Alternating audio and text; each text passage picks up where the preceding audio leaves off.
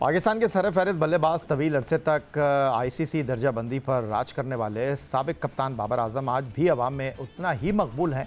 Lahore test में उनके मद्दाहों की जानिब से लगाए गए नारे सबने सुने। इस वक्त पाकिस्तान की बैटिंग लाइनअप में बाबर आजम सबसे ज़्यादा तजुर्बेकार बैटर हैं। बाबर आजम ने 60 टेस्ट मैचों में पाकिस्तान की नुमाइंदगी करते हुए 4300 रन, 9 सेंचुरियों और 29 निफ सेंचुरियों की मदद से बना रखे हैं। बैनुल-अक़वामी एक रोज़ा मैचों की बात की जाए तो वो 134 मैचों में 6291 रन, 19 सेंचुरियों और 37 निफ सेंचुरियों की मदद से स्कोर कर चुके हैं।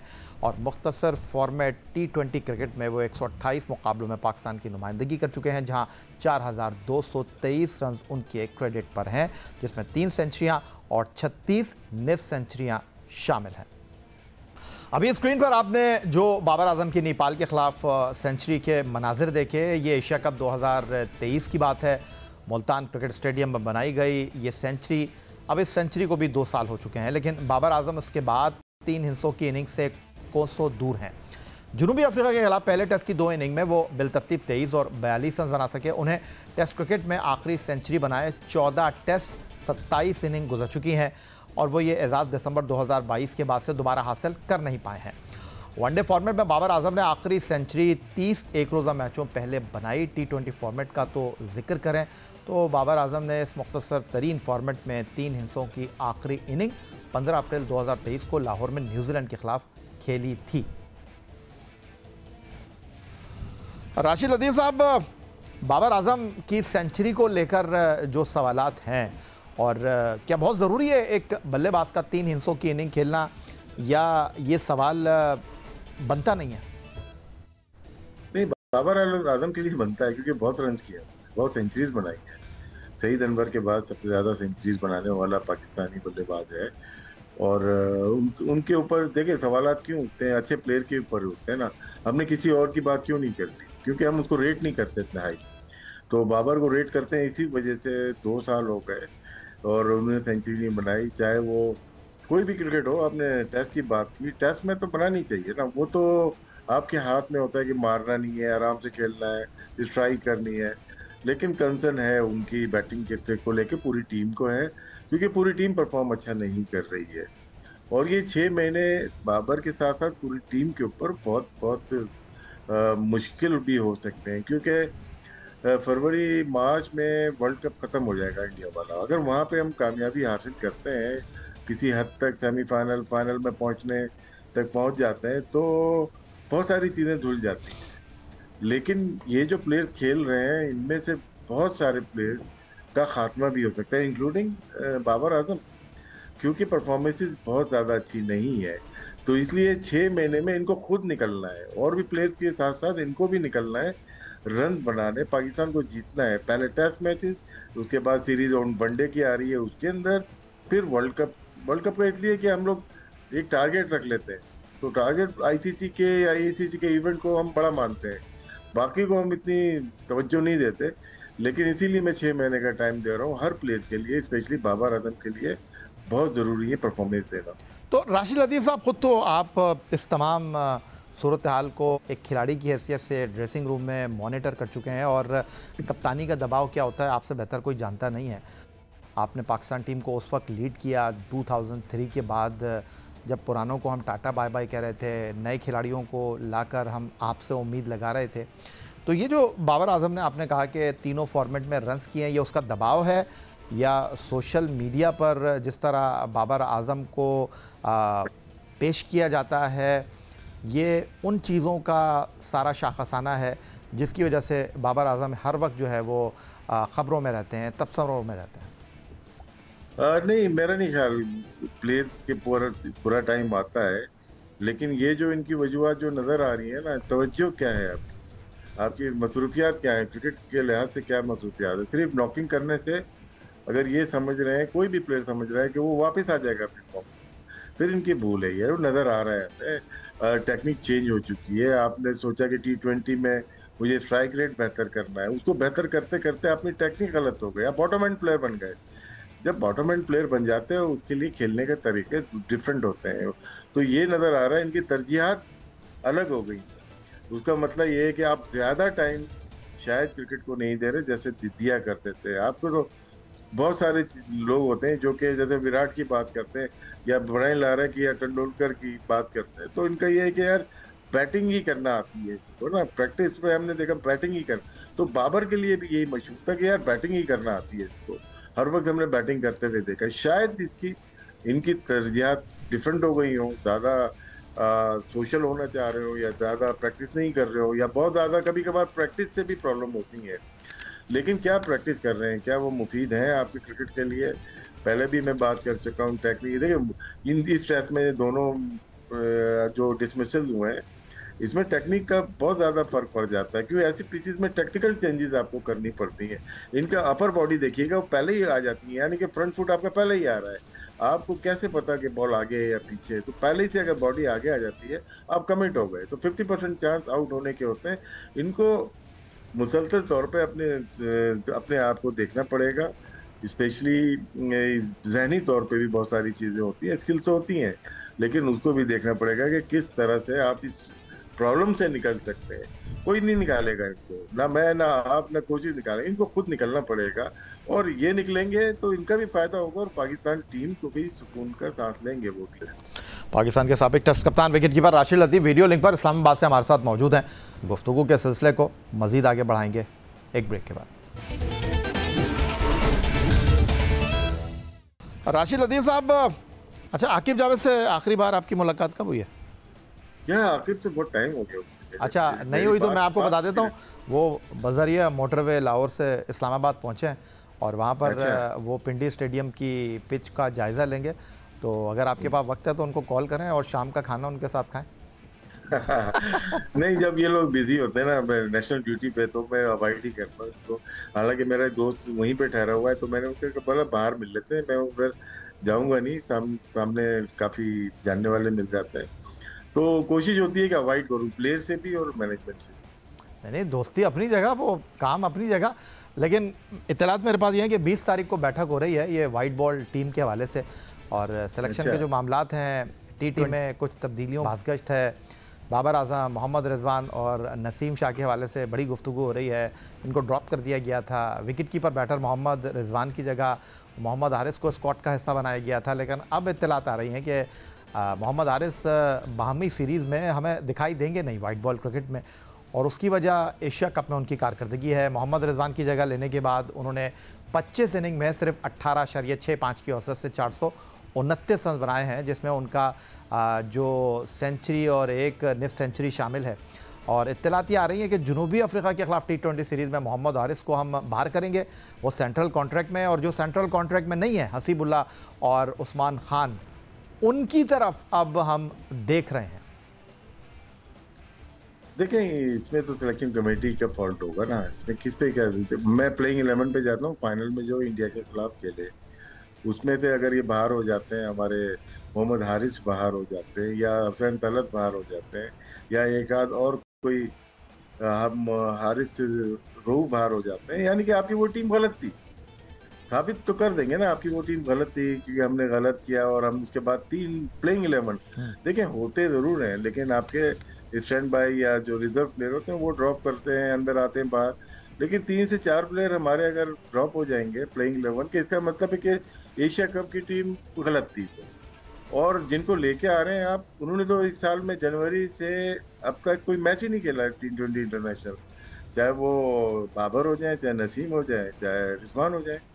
तो मुझे याद नहीं पड़ता कोई मैच खेला है। नहीं वो उन पे तो मैं आपको बाद में लेकर चलता हूँ। जरा ये विकेट कीपिंग का मामला तो आप हल कर दीजिए ना, कि अब हम उस्मान को और हसीबुल्ला को लेकर आ रहे हैं। उनको तो हम पहले कह रहे थे कि खिला लो भाई। देखें, मुसलसल चांसेस क्यों नहीं दिए? उस्मान को तो खिला लिया था ना, टेस्ट कर लिया था। फिर हसीब को भी हम ले गए थे वहाँ पे, न्यूजीलैंड गया था शायद, तो फिर हमने क्यों नहीं खिलाया? लेकिन राशिद लतीफ़ साहब, मैं कता कलामी की माजरत चाहता हूँ, उनके साथ भी वही हुआ जो आपने हारिस के साथ किया। उनको उनके नंबर पर ही नहीं खिलाया आपने, जिस तरह हारिस के साथ किया आपने।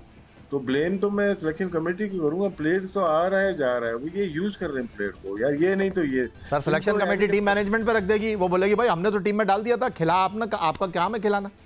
यार इसमें ना थोड़ा सा लग रहा है कि बोर्ड इन्वॉल्व है। मैं किसी का नाम नहीं लूंगा, सिलेक्शन कमेटी से ऊपर के जो लोग हैं ना वो इसमें इन्वॉल्व लग सकते हैं, मेरा डाउट है, मैं कंफर्म नहीं कर सकता। क्योंकि ये सिलेक्शन कमेटी को आप और मैं जितना जानते हैं, उनकी क्या सकत है, वो क्या कर सकते हैं। उसमें यही कर सकते हैं कि ऊपर से ऑर्डर आएगा तो 2-3 प्लेयर चेंज कर देंगे। ये हमारी हिस्ट्री है, हमारा पास्ट है, और इससे कोई इनकार नहीं कर आप बड़ी सकता। बात कर रहे हैं, लेकिन उनकी दिलचस्पी तो टीम की जीत में है ना सर। टीम की जीत ऐसे कैसे आ जाएगी जब आप अपने 3 से 4 प्लेयर प्लेइंग 11 की बोल रहा हूँ सर फाइनल आप जब के। ठंडे कमरे में बैठ के ग्राउंड का फैसला करेंगे तो फिर तो मसाइल होंगे। नहीं, अगर खिला दिया ना, अगर खिलाता हूँ सलमान अली आगा को, मैं बोला 3 नंबर खेले, तो मैं पूरा साल लूंगा उसको, यार खेलो 3 नंबर पे खेलो, चाहे वो कप्तानी हो चाहे वो बैटिंग हो। सेम हारिस के साथ था, हारिस को आप लेके आए, उस्मान की जगह लेके आए या रिजवान की जगह लेके आए, साल से खेल रहा है, 25 मैचेस खेल चुके हैं वो। तो अब क्या हो गया, जब अच्छी पिचेज आई, वो मुश्किल पिचेज थी और नंबर भी उनका गलत हो गया था। जब अच्छी पिचेज आई जहाँ वो कर सकता है, तो आप ज्यादती कर रहे थे। तो सर एक कुदरत का निज़ाम होता है, एक हवा चलती है, एक हवा आप चलाते हैं, लेकिन जब आप थक जाते हैं तो फिर वो हवा रुक जाती है। तो ये जो बाबर आजम की अचानक हवा चल पड़ी है, ये चलाई जा रही है या ये इस वक्त हालात इस बात का तकाजा कर रहे हैं कि भाई नहीं, बाबर आजम के अलावा अब ऑप्शन है नहीं आपके पास T20 में? इनको हटाने में भी सिलेक्शन कमेटी में हिम्मत नहीं थी, उससे ऊपर की बात थी, और लाने में भी सिलेक्शन कमेटी की हिम्मत नहीं है, उससे ऊपर की बात है। तो सर कोई फ़ायदा होगा? मुझे तो एक क्योस नज़र आ रहा है टीम में, क्योंकि फ़खर जमान बमुश्किल अभी ओपन कर रहे थे साहबजादा फरहान के साथ, आगा कह रहे हैं वो 3 नंबर पर खेलेंगे। अगर वो 3 पर खेलते हैं तो बाबर किधर खेलेंगे? बाबर तो 1, 2, 3 पर ही खेलते हैं। चलें बाबर को आप 4 पर खिला देते हैं, आपने साइम अयूब को भी अभी हाथ पकड़ा हुआ है, छोड़ा नहीं है, वो किधर खेलेंगे? फिर हसन नवाज़ हैं, फिर आपके पास हुसैन तलत हैं, फिर आपने विकेट कीपर भी खिलाना है, क्योंकि मेरे पास जो इत्तलात हैं साहबजादा फरहान विकेट कीपिंग करेंगे नहीं, उस्मान खेलेंगे या हसीब खेलेंगे। तो सर ये कॉम्बिनेशन कैसे बनेगा? देखिए यहाँ तो बन जाएगा, पाकिस्तान की सरफेस पे अच्छा खेलते हैं। चलें आप बना देना मुझे सर, मैंने जो आपको नाम दिया है, साइम बाहर बैठेगा या फ़खर बैठेगा? अभी तो अनाउंस होने देना, उसके बाद मैं और आप बैठेंगे दोबारा, मैं प्लेइंग 11 बना दूंगा आपको। लेकिन जो खदशात हैं आपके बिल्कुल दुरुस्त हैं, यहाँ के लिए बन जाएगी। लेकिन जब हम वर्ल्ड कप को देख रहा हूँ श्रीलंका में, वहाँ पे थोड़ा मुश्किल हो जाएगा। हमने पूरा एक रोज़ा का एशिया कप भी खेला था वहाँ पे, इतना आसान नहीं होता। दुबई में हमने खेला, बड़ी तैयारी से टीम बना के लेके गए थे, लेकिन डिजास्टर तो हुआ ना वहाँ पे। फाइनल जरूर खेले, लेकिन 3 मैचेस में से 1 मैच नहीं जीत सके। चले मान लिया आपके फेवर में नहीं हुई, बहुत सारी चीज़ें नहीं हुई है, लेकिन उसमें से अगर 3 से 4 प्लेयर हम प्लेइंग 11 से चेंज कर रहे हैं, इसका मतलब वो टीम ठीक नहीं थी। और अब जो बना रहे हैं उनको 1 साल से आपने नहीं खिलाया, तो ये टीम भी ठीक नहीं होगी। सर आजकल मुझे लग रहा है ना आप फ़ोन कर रहे हैं ना आप कुछ सुनगुन ले रहे हैं, क्योंकि जो वाइट बॉल का मुख्तसर कैंप लगा हुआ है ना, वहाँ से बड़ी ख़बरें आ रही हैं। और इत्तलात ये भी आ रही हैं कि सलमान इरशाद को कॉल किया गया था, उनको कोई ग्रोइन का मसला है। फिर अहमद दानियाल जो आपके सेंट्रल कॉन्ट्रैक्ट में जो बांग्लादेश गए थे, वो भी स्ट्रगल कर रहे हैं, उनको आपने शाहीन्स के साथ भेजा था, वहाँ से वो वापस आए थे। अली रज़ा के बारे में मैंने मालूम किया है, पहले कह रहे थे कि उनको दिखाई सही नहीं देता लाइट में, अब इत्तलात आ रही हैं कि he is not fully fit. तो ये 3 फास्ट बॉलर तो अब आपके पास है नहीं, ऐसे में आप सोच रहे हैं शाहीन को आराम कराने का, और उस पर आप कह रहे हैं हाँ ठीक है। तो हारिस के बारे में सोचा ये गया कि नहीं भाई इसको ज़रा बाहर बैठाओ। अब आपके पास ऑप्शन रह क्या जाते हैं? अब आपके पास सलमान मिर्ज़ा हैं, अब्बास आफरीदी हैं, वसीम जूनियर हैं। तो मुश्किल कंडीशन में आपने किसी को खिला दिया, आसान कंडीशन में ये खेलेंगे। देखें, ये सलमान मिर्ज़ा और अब्बास आफरीदी ये सूटेबल हैं हमारे T20 के लिए। वेरिएशन है इनके पास, ये सिर्फ आके फेंकते नहीं है बॉल, बाकी दोनों फेंकते हैं। फेंकने का मतलब ये एक ही पेस में आके बल्ले के नीचे या शॉर्ट ऑफ लाइन बॉल करते हैं। इनके वेरिएशन है, स्लो वन भी करते हैं, स्लो बाउंसर भी करते हैं, यॉर्कर भी करते हैं, और दोनों ने साबित किया हुआ विकेट टेकिंग बॉलर है। भले इनका इकॉनमी रेट बढ़ भी जाए, स्पेशली अब्बास का, लेकिन विकेट टेकिंग बॉलर है। Mohammad Wasim junior last year भी सेंट्रल कॉन्ट्रैक्ट में थे, हार्डली 1-2 मैचेस खेले थे। इस दफा भी सेंट्रल कॉन्ट्रैक्ट में, मुझे नहीं पता कितने मैचेस खेले हैं। तो 30 लोगों को सेंट्रल कॉन्ट्रैक्ट देख के हमें 11 प्लेयर नहीं मिलते, तो फिर सोचने की बात है। क्रिकेट बोर्ड, सिलेक्शन कमेटी से ज़्यादा क्रिकेट बोर्ड को सोचना चाहिए। अच्छा, कभी कभी राशिद लतीफ़ साहब फरमाइशी प्रोग्राम भी होता है, तो हमारे प्रोड्यूसर हैं खुर्शीद आलम साहब, उन्होंने एक सवाल दिया है, मैंने कहा पूछ लूँगा मैं आपसे। वो कह रहे हैं भाई नसीम शाह को किस परफॉर्मेंस पर आप वापस लेकर आ रहे हैं, और ये जो आप नए खून की बात करते हैं, नए खून की ज़रूरत है। उन्होंने कहा कि राशिद लतीफ़ साहब से ज़रा आप पूछें कि अगर आप चीफ सेलेक्टर होते, कप्तान होते, थिंक टैंक में होते, तो अव्वलीन तरजीह आपकी होती क्या? आप पाकिस्तान क्रिकेट बोर्ड की इंतज़ामिया को क्या तजावीज़ देना चाहेंगे? देखें, अभी खुर्शीद साहब, मैंने अभी अभी कहा है कि जी तीनों कोई मैच नहीं खेले जनवरी 1 से लेके अभी तक 25 में, एक मैच में। मैं ये पूछूंगा जब अनाउंस करेंगे कि यार आए किस परफॉर्मेंस के ऊपर है। ना बाबर खेले, ना रिजवान खेले, ना नसीम खेले। लेकिन अगर मैं होता तो शायद नसीम शाह को बेहतर बॉलर बना चुका होता, उस वक्त ड्रॉप नहीं होता उसको।